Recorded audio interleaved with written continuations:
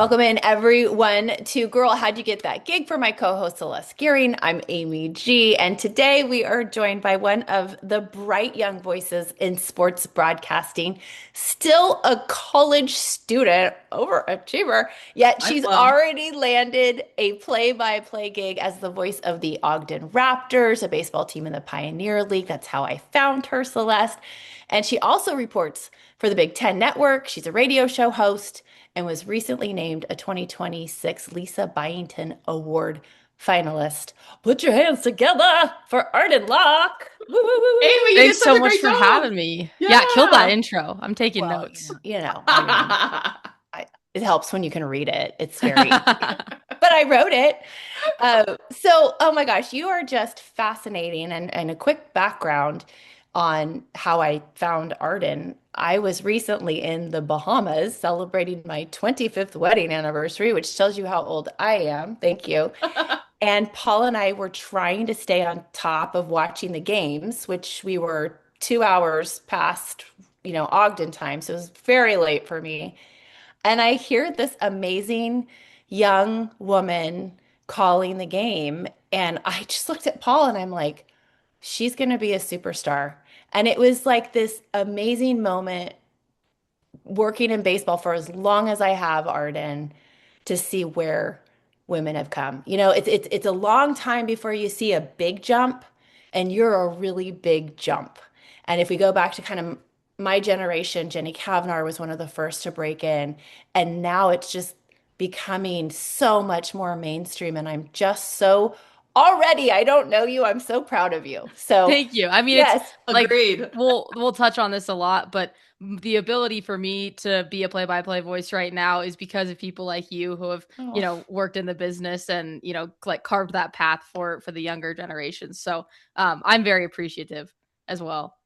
tear. Oh, A that's little so tear. nice to It hear. is really nice to hear. And it's just kind of what our podcast is all about, paying it forward, putting our money where our mouth is, passing on what we know to you so that you can utilize it and pass it on to those coming behind you. So, anyway, I was just super impressed. So let's get into this because, as I mentioned, she's still in college. Oh my God, you're so young. I love all of this.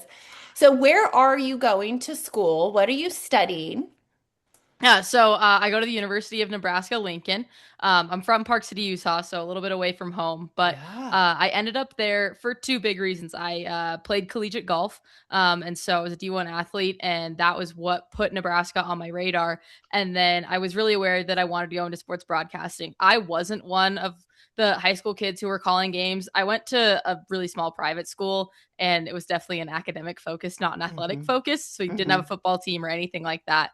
And so college, my sophomore year was actually the first time that I even called a game, but I knew entering in, I wanted to set myself up to have those abilities. And so Nebraska presented itself really well for that. There's the places like Northwestern and the Syracuse, but it had to align with me athletically as well. And like Northwestern has won the national championship in the last 5 years. And not to diss my own golf, but I'm not like national championship caliber. And so it had to make sense for me Sure. athletically as well. Yeah. And so yeah, Nebraska was just a great fit and I've absolutely loved it. I'm getting my bachelor's in about a month. So I'm getting my bachelor's in 3 years, and then I'm going back next year to get my master's.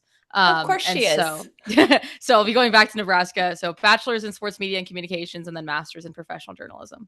Oh my gosh. So impressive. And Star. you are the youngest person we have had on this podcast because usually we're talking to college students about, hey, here's the path, here you go. And you're here doing it while you're in school. And Yeah. so a lot of times it's like, how is this even possible, right? Like you're calling professional baseball, you're working for the Big Ten Network, you're hosting radio shows, all while finishing school. What does life look for you right now? Like, take us to the inside. Tell us what it's all about. I mean, I'm sure you guys are familiar with like a color coded calendar. My calendar is kind of crazy because I was doing all that with being a D1 athlete, which was a Oh. lot. But yeah, I mean, like I went to a very difficult high school, and it was really Mm. rigorous. And I was also a competitive ski racer. And so combining that with golf, with my schooling, I was just really busy all the time because You were I was kind prepared. of, Yeah. yeah, it's like I was doing the Hmm. schedule that normal students were expected to do and fitting in a lot. Whereas you go to college and actually the schedule is built around you when you're an athlete, around your practice and around stuff like that. And so I found the scheduling a little bit easier, but it definitely was just making sure I had stuff planned in. So the mornings were workouts. Then after that it was class, and then in the afternoon it was golf, and then usually it was broadcasting after that. My classes were also broadcasting, but a lot of the times it was going to practice, changing in my car, and then driving to go call a game.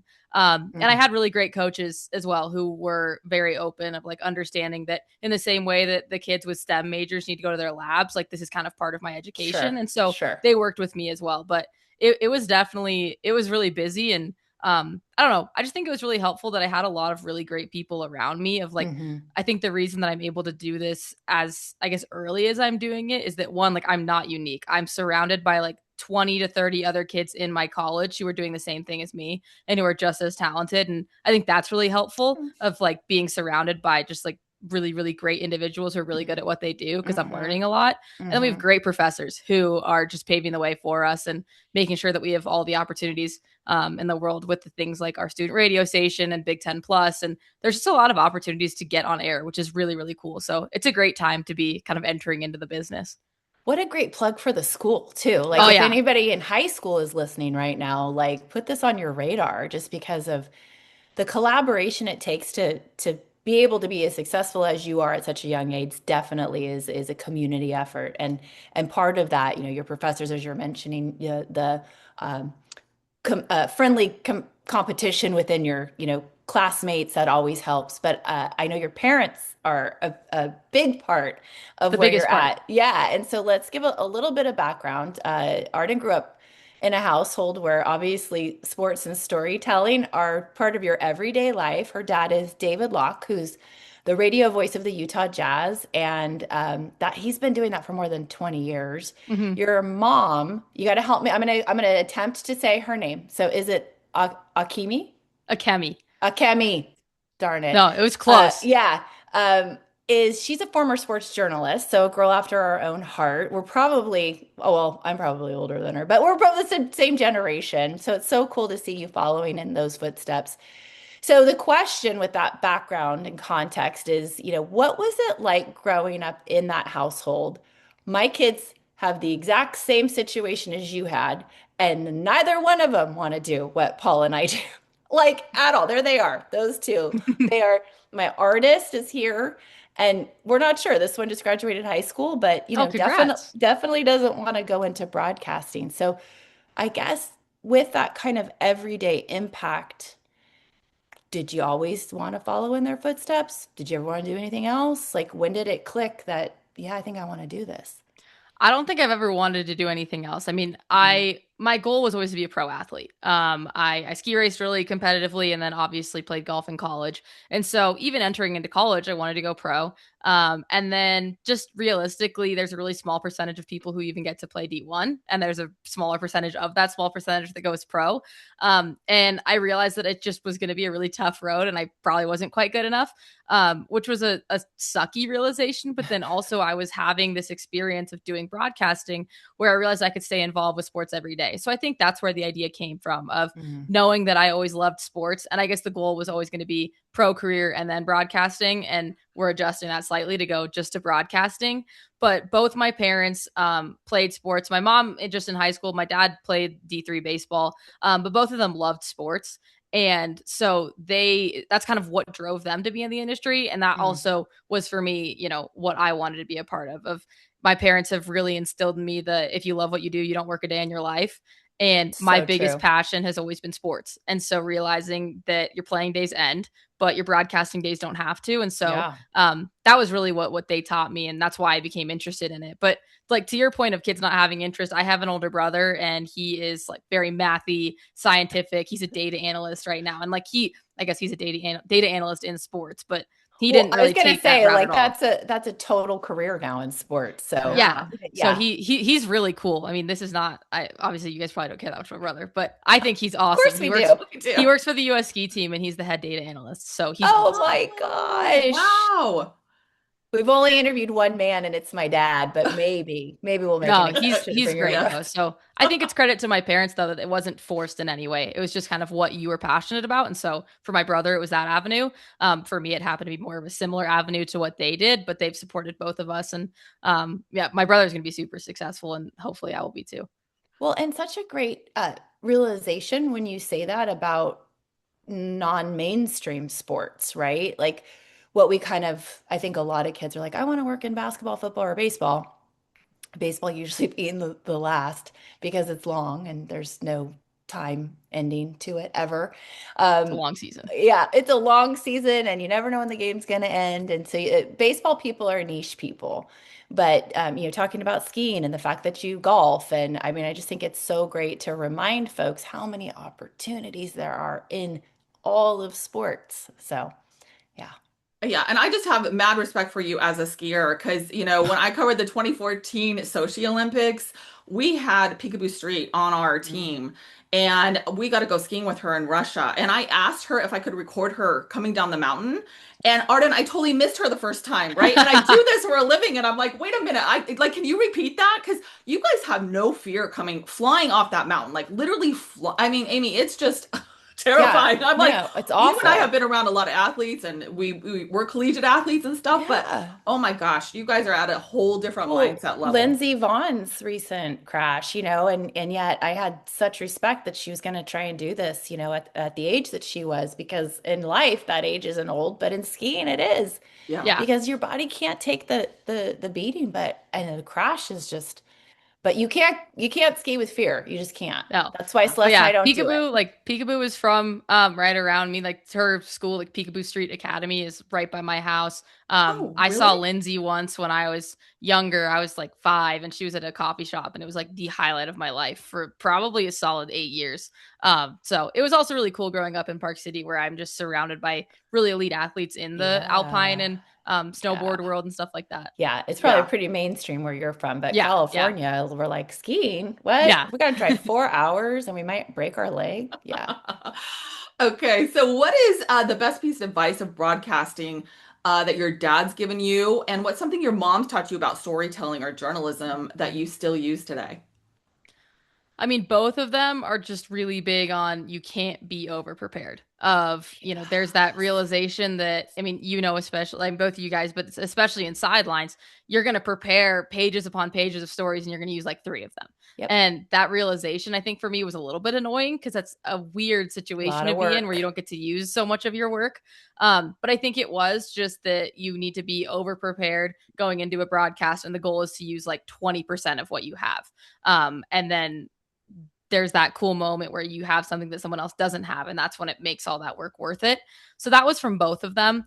My dad's biggest things, he kind of has a checklist he sends me, so it's really simple stuff of like time and score, who's on the field or the pitch or whatever Yep. sport it is, Yep. and then why is it important, and then why is the game important? So the why specific play, why is the game, and then what are the stories of each team? Of you're not just calling action, but you're trying to tell stories. And so that's the biggest thing he's always told me about is a team on a 6-game win streak, or are they really in the dumps right now? For the Ogden Raptors, it's really been the story of our season that we're searching for pitching, kind of in the Pioneer League. Hi. Yeah. Yeah. Hey. And so, just stuff like that of being aware of those things and being able to tell your listener or your viewer not just what's happening, but why they should care about what's happening. Hmm. Because sometimes, I mean, you're seeing it in the World Cup right now. A bunch of people are watching a sport they don't always watch, and they have to a little bit be told like why to care and Yep. and what's important and stuff like that. So that's been a lot from my dad. And then from my mom, it's just been letting my personality come through, as trying not to be a robot. I'm not as natural on camera. I like enjoy talking and stuff like that. But when I get on camera, sometimes I like lose a little bit of my spark and personality. And so we've worked really hard on trying to make sure that comes through when I'm doing a sideline hit or I'm hosting at the desk and stuff like that. But my mom's been fun. I don't do sidelines as much. It's what I started in more so. And then you kind of start there and work up on Big Ten Plus because I have to make sure you're not going to like really screw things up. But I would send her my pages of notes of my document, and she'd kind of be my producer of she'll watch the game and be like, oh, I think this hit would be really good right now. Yeah. And so that was helpful for me when I first started out to understand why something's relevant and like why a Hmm. hit would work in that certain Hmm. moment.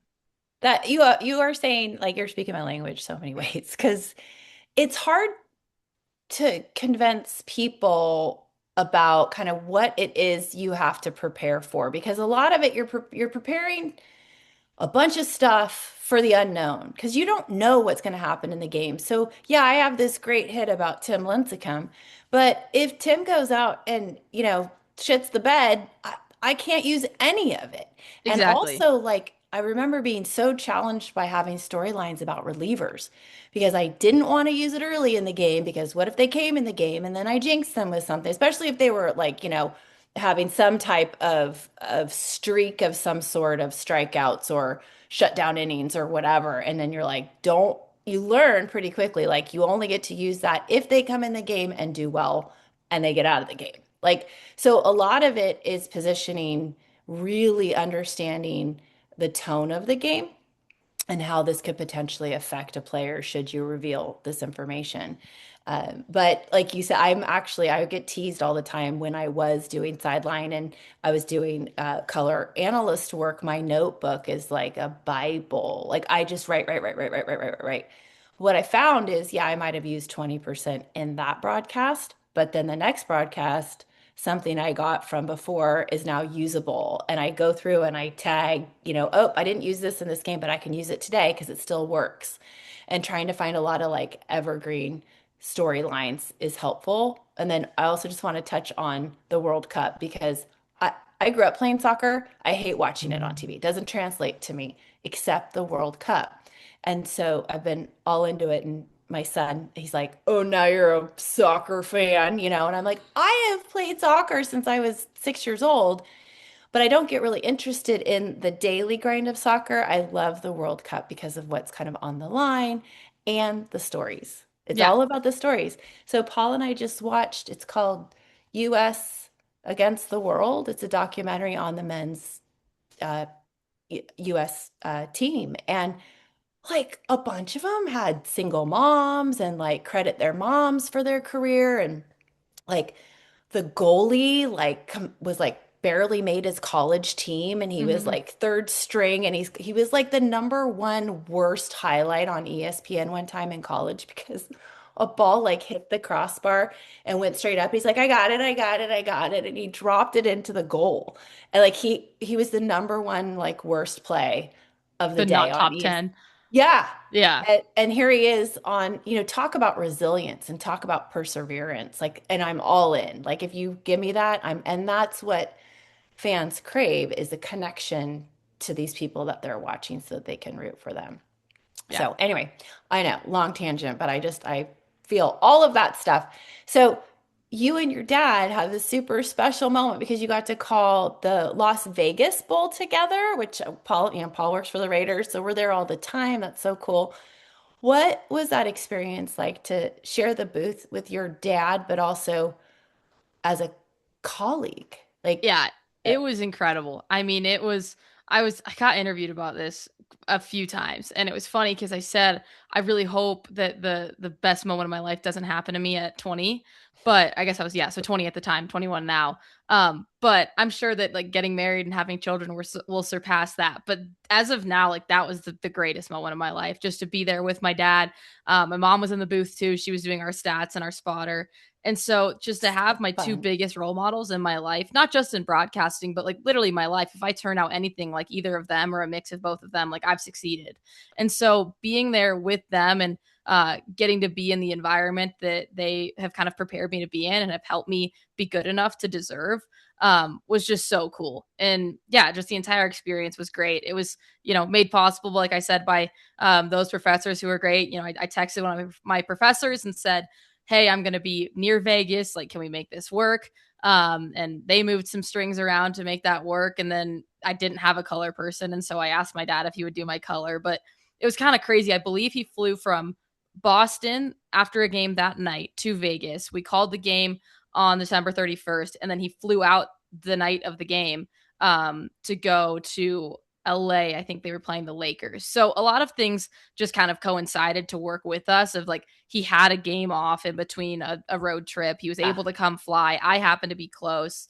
At an NFL stadium at serendipitous. Allegiant. Yeah, like they had booths for us because it's not that big of a bowl game. But Yeah. for my dad, it was cool too. Like my mom's done that. She was a sideline reporter for the Seahawks. She's used to being in NFL stadiums, but my dad had never called a game in an NFL stadium either. So it was really cool for all of us. That is amazing. Like speechless. And I love that you are so thankful for the support you get. I talk Mhm. about that a lot of just, support is everything. And especially for women in sports, women in these careers, like Amy and I come from very supportive families. Like they're always encouraging us and supporting us.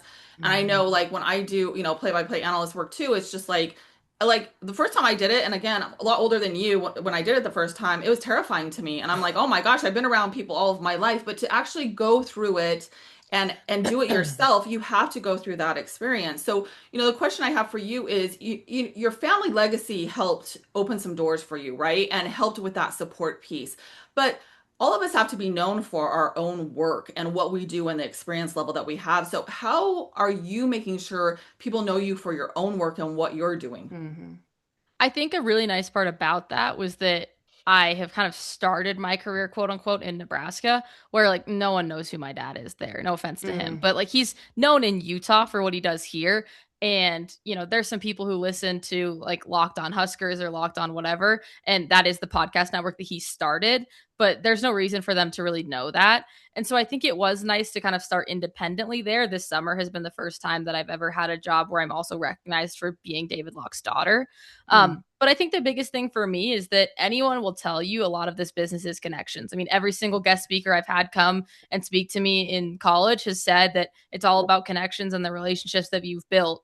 And so I'm very aware that a couple of those doors or a couple of those relationships might be more readily available to me, but I always want to deserve what I'm getting. Of I might be up for a job and just have my name recognized because of something my dad has done, but when they watch my reel, like my dad's not in my reel, like it's me and it's my work and it's what I've done. And so I always just want to be deserving the second that my name is in the ring, to get the jobs that I'm getting. And I also do understand though that sometimes my name might have a little more boost into the ring than others. And I guess it's unfair, but I'm also, I'm grateful for the work that my dad and my mom put into, get themselves into that position. And, if I'm going to benefit from something, I want to deserve it. It's not Yeah. unfair. I'm gonna stop you right there. Yeah. What you're doing and the way you're doing it, you're going about it the right way, and you are a young, eager, professional, intelligent female that is taking advantage of an opportunity and making the most of it and making it yours. Like I, I don't ever want you to ever think that it's unfair. Thank you. Zach, actually, my artist, he goes to UNLV, and so he got a job last year with the Raiders because Paul works for the Raiders, and this opportunity came across, and he's like, "Hey, Mio, do you want to do this?" And we wouldn't recommend our children to do a job if we didn't believe in them, because we know they represent us, and Yeah. so your parents aren't telling you about their connections, and I don't want to speak for them, but I think they're going to agree. They would never offer you up or say, "Hey, Arden, you might want to check this out," unless they thought you could do it. Yeah. And so you need to remember that. And you've got it in your, it's in your blood clearly, but if anyone ever questioned how you got something, they need to talk to you for 5 seconds and realize this is your path. This Thank is you. where you're I appreciate supposed to it. be. So Yeah. you just celebrate, because it's such a cool thing.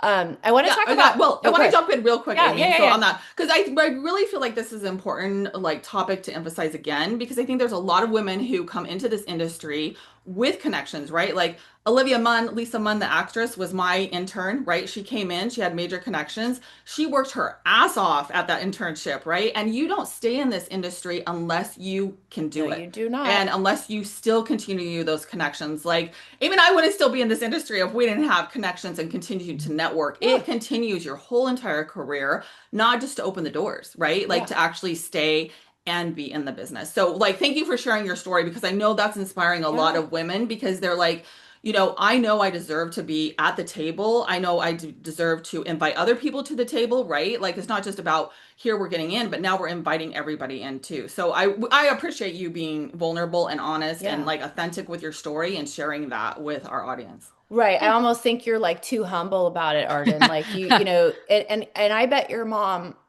would at least have something to say about this. Like, yeah, a female sideline reporter, in-game reporter, right? There's certainly my generation. it was kind of, how did she get in there? How did she get that job? And if you're even remotely attractive, right? I mean, and this is like the dawn of social media. And not saying that I'm attractive, but it's just like if, anything, they'll find anything Hmm. to make it not legit. Yeah. And so you might, because of something that, you look like or what you wear or whatever, that a player might come up and talk to you. That player, if you're a dipshit, that player is going to go tell the entire team, yeah, not a lot up here. And I remember Rich Aurelia, my very first game. I had a 5-week-old baby and a 3-year-old toddler, and I didn't know what the hell I was doing. And I got put into this Giants role. And the only player I even knew was Rich Aurelia because they had completely revamped the roster. And that man will forever be my friend. And I should probably send him this clip because I know they were all like, oh man, this is. And I just had a baby, right? Like I'm all chubbing out, and they're like, this is our girl. And Rich came up to me and shook my hand, and he just said, hi, I'm Rich. And every single player watched what he did. And it was like the ultimate veteran move. And I knew I had an opportunity if I could connect with Rich baseball wise, and but intellectually on baseball, I would have the team. And he gave me that opportunity, but I also nailed it, right? Like you got to be able to prove that you belong there. You can't let them see you sweat. You got to be really careful with the mistakes that you make. I'm sure your mom can reiterate that the margin for error for women is nil. Yeah. And it's getting better. It's getting better. But you're earning it. You're earning it and you're doing it the right way. We wouldn't have asked you to be on I unless appreciate it. and I knew the second I heard you. Like it's literally like stand apart. Mhm. And that's Thank you. those are the women who are going to make it. And whether they had a leg up or an opportunity or not, good on you for taking the opportunity. Good on you for asking your professors if you could do the Las Vegas Bowl. Like so much of you is just being proactive, right? And maybe you learn that from your parents, and then that's just good parenting. Like, of course, if you want something, you got to go for it. So, Yeah. look, No, it's we've it's a good we've combo yeah, of sports and then, of parenting yeah, and then also like being an athlete. Both my brother and I were in sports, and that's you where I want to can't really go. just sit around and be successful if you're No, gonna you I mean gonna cannot. be an athlete. So So that's where um I wanted to go. Actually, it's a great segue because are you still golfing? It felt like you were no, talking about it I past tense. yeah, Okay. so I just played my final collegiate season. I got back like 2 hours ago from North Carolina. So I Oh, was actually playing a tournament this weekend at Pinehurst. Oh, But so wow. I'm still playing competitively. I've got a tournament next month as well. But it was a little bit difficult to do a master's and keep playing golf. And yeah. I don't love the direction that college athletics is going right now. And so for just Okay. my mental health and well-being, I decided to focus on where I saw my future. Wow. Again, like wise beyond her years. I All know. right. So, but let's dive a little bit into the fact that you and your brother were athletes, right? So Celeste and I both collegiate athletes. Yep. We feel like that's a big leg up in connecting to professional athletes when you understand the grind and you understand what's needed to be successful. So, how do you think your golf career has affected you as a broadcaster? Are there preparation, patience, mental toughness, like do all of those kind of come from being an athlete for you? Yeah, I mean, I think it's twofold of like the way I function as a broadcaster and then also the way I broadcast. So, just from the nature of sports where you put in the prep work and you practice, and then when the time comes, you perform, that was a big realization for me of when I started broadcasting. I was really only broadcasting when it was live on air. And I was like, oh, I need to practice. And so then it was going into my room and watching games, and my roommates probably are tired of me and think I'm crazy, but like I'll call games that I'm watching. I'm a huge Seahawks fan. I was born in Seattle, and that's who my mom worked for. So that's a team that I know all the players on. And so I'll call Seahawks games when I'm watching Mhm. it. Or even, with Big Ten Plus, I don't get every opportunity because, like I said, I'm surrounded by a bunch of really incredible other students. And so if I'm just watching a Husker game and like I know the players, I'll just be calling that in my head or out loud. And so I think that was a big realization for me of, yes, it's not a sport anymore, but still applying the prep and practice and then being able to perform is really big. And then also the kind of other side of the way I broadcast, I've been surrounded by student athletes my last 3 years. I was pretty involved in the athletic department. I was part of our student athlete advisory committee and did a bunch of community service. And so I got to know a lot of people in the athletic department. And it just had this realization where oftentimes people are just viewed as, Arden Locke or Arden Locke, the golfer, versus, Arden Locke, the person and the human with a story. And Mhm. so that was a big realization for me of that if I dig, every single individual has a story and is a person, and they're more than just being a center back on the soccer team. They're from Puerto Rico and their parents immigrated and stuff like that. And so Mhm. having that realization just from my personal relationships made me have a deep desire to then tell the listener and the viewer about those stories as well as sport. Makes a lot of sense. Yeah. Yeah. So how has competing as a collegiate athlete helped you connect with other athletes and earn their trust as a broadcaster? I mean, I think the biggest thing is I'm rarely going to criticize someone because I'm so aware of how hard it is. Of like sports is such a weirdly non-linear process where you put in so much work and sometimes you just don't get better. And I think that I understand that from a firsthand experience, just being a golfer and knowing that it's not always a 1-to-1 ratio where like I'm going to put in an hour and a stroke's going to come off my scoring average. It's just not how it works. And so I'm always going to be very hesitant to do a criticism, or I'm just always aware that people could hear what I say actually about themselves. I think sometimes as a broadcaster, it feels like you're talking to this void of people, but it's not actually anyone who knows the players. But, on Big Ten Plus or now on Home Team Network, where I'm doing the Pioneer League, a lot of the viewers are parents or family. And Yes. so being very aware that, they're listening to a loved one be talked about, that I would never want my parents to hear something about me that made me look bad or made them question me or Mhm. anything like that. And so it's important to tell the full stories and stuff like that, but you can always do it in a respectful way. And, Yes. I've also seen firsthand from my friends who have a little bit more like exposure, I guess, than being a golfer. Of I'm friends with girls on our softball team and our basketball team, and that's very heavily covered sports in Nebraska. One mean comment or one bad report can ruin their week. And Mhm. especially being a woman, of like how criticized you can get and how Yeah. criticized you can be. Of even like one of my friends, a fan, left a comment about acne when she was in the batter's box, and it's just stuff like that that's so unneeded. That Mhm. I'm always going to try to make sure that I'm more of an advocate for athletes than one of the people who are crapping on them online. Yeah. Social media. It's the worst. The Yes. worst. Yeah. Yeah. It's really hard to realize that there's so many more positive things being said about you than that one negative. And we always tend to, especially as women, I think we lean into not having that perfect response from people and that we want everyone to like us. And as you get older, Arden, that goes away. That's been the biggest thing I've been working on right now is, even in the booth, we have a text line in our booth in Ogden. And like literally 99% of what I've been getting has been great. But Awesome. like I had one night that I wasn't good and I knew I wasn't good. I just didn't sleep enough the night before and I missed a couple plays early. And, this one guy texted and was like, get this chick off the air. And just Oh, stuff like that's God. hard to adjust to. But it's been really good practice because it's part of it, unfortunately. And so understanding that I'm not going to please everyone and You are being not. being grateful that I have two great parents that have dealt with it. And, my dad gets hate comments after every broadcast, and, knowing that that's just part of the gig and having people who have experienced it is really helpful.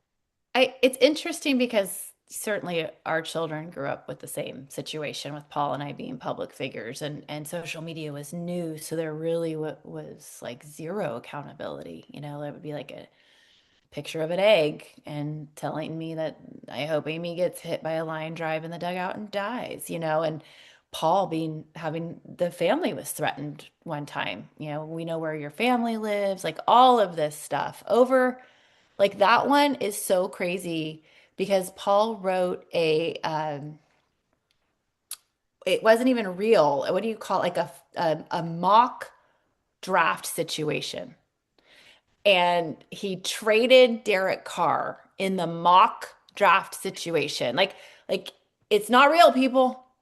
And the fans went nuts and like threatened him and where we lived because he traded Derek Carr in this fake It's situation. insane. It's Mm. insane how people how seriously people take this. And then you really have to find that fine line of like how severe is this threat or this comment? And most of the time that guy that said that about you is, pissed off because well, he wants to be doing it clearly, but also he lives in his aunt's basement. So, Yeah. and can't afford a place on his own. So you just have to, I envision like more like, oh, I feel sorry for you that you feel you need to say that to me because I know I don't deserve it. So it's a tough lesson. But I think growing up with your parents in the public eye, I feel like our children are really clear on the concept. Like, yeah, this isn't worth my time. They just don't buy into the negativity of social media at all. At all. I will also say my dad's been more of like a life lesson than with sports, but he's been really working on flipping things. So, obviously I was a little bit sad that I decided not to golf again next year, but then he was like, okay, let's see how we can flip this and make it positive of like all the opportunities that you're going to have now with broadcasting. And I Yeah. think you can do the same thing to those hate comments of like, sports are so special because people care so much about them that like it's taken to a really really weird extreme when it's negative, but that's also why you get the elation of Mexico winning a game yesterday or a match yesterday and stuff like that. So I think that it's Yeah, part it's of part what of makes it. sports great. It's just people then get really aggressive. It's part of Yeah. it. I think just sometimes the human element gets lost that Yeah. when you say these things about a young woman, when you say these things about a mother, like at the end of the day, I'm a mom coming home to cook dinner or whatever, and be with my family. Like, is it really worth it to say that? So, um, anyway, you just as you get older, you're able to compartmentalize a lot better and really just be like, I'm not going to give my energy to that. Hmm. So, let's talk a little bit about kind of how you prepare for baseball, because this is where I get like super geeky. And because I think baseball for me is the hardest sport to prepare for. That's my take. Whatever. Paul would be like, no, it's not, because he covers football. But Yeah, but football gives you a two deep. You don't get a two it's deep in baseball. yeah, I know. And it's like, I'm like, it's once a week, like, or every day. It's, this roller coaster of emotion. And especially my former role as a reporter, I had to build relationships with guys and I'd have like stuff lined up. And then, again, like they had a bad game and then they don't want to do it. And you always have to have a backup plan and all of the storylines that you're trying to kind of keep together. So, couple things here. How did the opportunity with Ogden come about? And then take us kind of through, because people do not realize like the game is at least 3 hours, especially in the Pioneer League with the pitching. And then it's hours prior to that. So, what time for a 6:35 first pitch are you Yeah. starting to prepare? Well, okay, so the first part of the question, getting the job, my dad knows Dave Baggs, the owner of the Raptors, and Okay. so I think I applied to like 25 internships this summer. Even like I was applying in like North Dakota and like all these random places that I couldn't say like I totally expected to spend my summer in, but I was willing. And my dad just sent out a email to Bags just saying, "Hey, I know you guys have your play-by-play role filled, but is anyone in the Pioneer League looking for a play-by-play voice?" I've connected my daughter Arden to this email and like she'll take it from here. And so Bags was like, "Yeah, for sure. Like send me your reel. I'll get it sent out to people. We'll see what we can do." I send him my reel and he has told me, I don't know if this is, I think it's true, but he was like, "I listened to your reel once and decided not to send it to anyone because I wanted you," is what he told me. And that, like, I also told him, I was like, if there is any way that I can work in Ogden, like, that is my preferred job this summer. Sure. I want to live at home. I want to be with my parents and my brother because he also lives here now. And, a lot of my high school friends are here and just stuff like that. I would have loved to be in Utah. And so I did tell him if there's any possibility to make it work here, I'd love to. But if not, like, please send it literally anywhere you can. And he said he saw it or heard it and wanted to keep me. So that was great. Worked out really well for me. I'm living at home with my parents and it's awesome. I play board games with my mom every night. So I I'm love so it. I'm so lame, but it's really fun. um but no, for the prep, I mean, I'll try to prep about a day or two in advance before a series. I only call the home games, so it's nice Oh, because that's nice. yeah, like Yeah. I'll call like between 6 to 9 games straight. We played 9 games in 10 days. You guys were the back end of that, the mobiles. Yeah. Let's not talk about that. It was great for us. I'm in the Bahamas and I'm like, God damn it. You know, and Paul's like, we're on vacation. I'm like, I know. Yeah. But hey, we were kind of in the dumps before that. So yeah, we're really in the dumps, but it's okay. Yeah. But so I'll try to prep, about 2 days in advance before the beginning of a series. And I use OneNote on my computer. It's, I basically just like speaking of the relationships I have. When I called my first baseball game last year at Nebraska, there's this guy, Jake Schrantz, who is now out in the business, like doing great, but he was my partner. And so I just sat down with him at a coffee shop and I was like, how do you prep for baseball? And so he showed me the way he's done it. And basically every person I work with, I just ask how they prep. So like my basketball boards are from one of my other classmates. The way I prep for baseball is from Jake. Like I've just kind of taken stuff from my classmates and I make it my own. But I have basically like notebooks. So I have like a summer ball notebook. And then within there's sections of the mobiles and the Voyagers and the Raptors and the, Long Beach Coast and everything like that. And then each player has its own page and I can move them around for the batting order and stuff like that. So then within there, it's like obviously the really basic information, height, weight, all that stuff. Sure. And then I'm always trying to track trends. So especially in like we're playing the Boise Hawks like 5 times this season. And so I have how they've done against the Boise Hawks the last few times, on any streaks they're on, stuff like that. And then we sent out to the Raptors a really big questionnaire at the beginning of the year about like more personal information stuff. So one of the guys on our team, Tyler Gannis, is like signed to a record label and he's like a singer-songwriter. And so cool. Stuff like that I'm also trying to work in. Sure. But the fun part for me of like the relationships is going down during BP and just like chatting with guys. Yeah. And it was really intimidating at first. But I've gotten a little bit more comfortable and I definitely have the people that I lean towards who I know me now and I know will talk to me. And there's a couple Rich guys Aurelias. Yeah, exactly. And so I know that I have those people and then I'm working to, I'm still learning a lot. So just trying to stretch myself a little bit more and make myself more uncomfortable. But that's kind of what it is. And then every night after the games, I'm in charge of like our press release. So I have to write that after every game and like post that on our website. And then I will write down all the stats from that night. So, like Cole Jordan went 3 for 5 with a double and an RBI, just stuff like that. Yeah. Wow. Yeah. Impressive. So it's like really busy for like a week and then I get like 8 days off. Yeah. I was gonna say like, how do you see your friends? But the fact that you don't have to call away games, that's how you get. Well, it's also like it's nighttime. Like, not really, but it's our first pitch is always 7:05 or 7:05. You guys are 7. Yeah, 7:05. And so I'll go to the ballpark. I'll usually get there between like 3 and 4. So like I have my whole morning, which I would say I don't really use it to see friends. I like work out and go play golf, but I could if I wanted. Yeah, sure.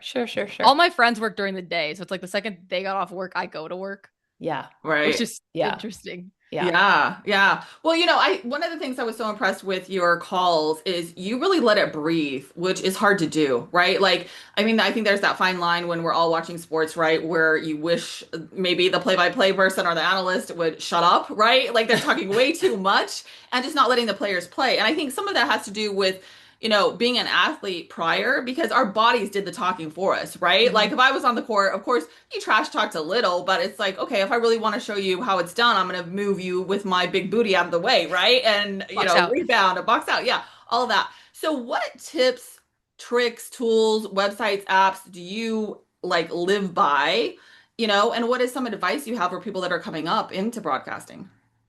My dad's biggest thing that he's always told me is that you're not the star in any way, shape, or form. Like you are a vehicle for the game to get out to people.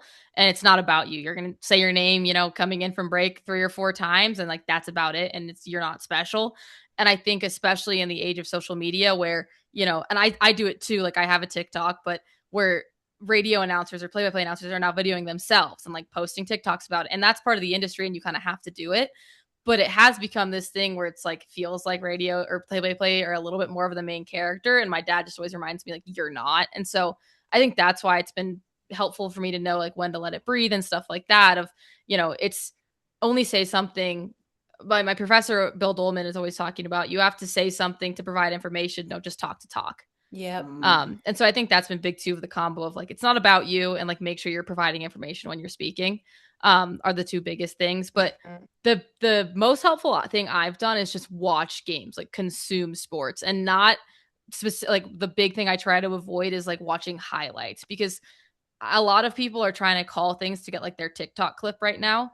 But like people who are really good at broadcasting, if you listen to like a Mike Breen or something like that, is they're really good at doing the whole game. And like where they're really, really good is when it's, a little bit out of reach and it's a dull part of the game and they're telling stories. And you're not going to hear that 5-minute segment on TikTok.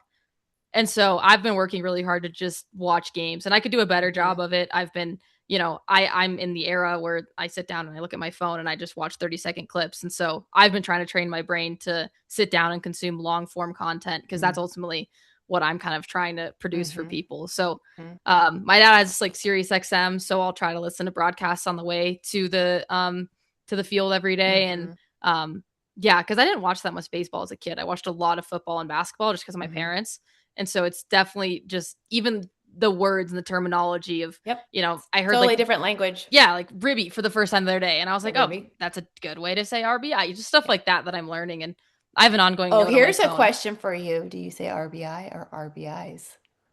Well, it depends. I don't know. If it's always RBI, baby. There's your lesson for me. there we go. Runs batted in, it's already plural. So anybody saying RBIs, technically, grammatically, wrong. Learning It every day. sounds weird. It sounds weird, that so and so had 10 RBI. Okay. But Perfect. if you said, so and so had 10 runs batted in, which is what that acronym stands Yeah, you for, wouldn't it's say runs plural. batted ins. Right. So exactly. Perfect. Here's your little tip. I have more And content for the that broadcast is tomorrow. like that's one that baseball people really like flip out about. Like Yeah. your parents might think differently. Paul and I always go back and forth because I'm just like, no, it's already plural. I'm very grammatically like snobby. No, What that's do awesome. you already talked a little bit about, your friends go to work during the day, and so you kind of two ships, right? Until the team leaves. What do you think the biggest sacrifices that you've had to make in pursuing being a sports broadcaster?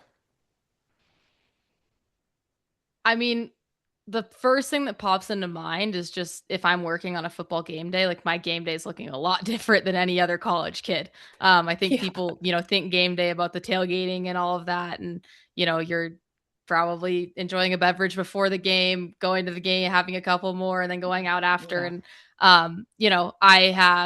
I've never been 21 during football season, so I've never really experienced that. But like this year, I probably could if I wanted, but there's, that's one of the best days to work. And earn big time experience, and football in the Big Ten is pretty special. And so I Sure. think that's the biggest thing, is just kind of the fanfare surrounding game day you sometimes miss out on because you're viewing it from a professional aspect.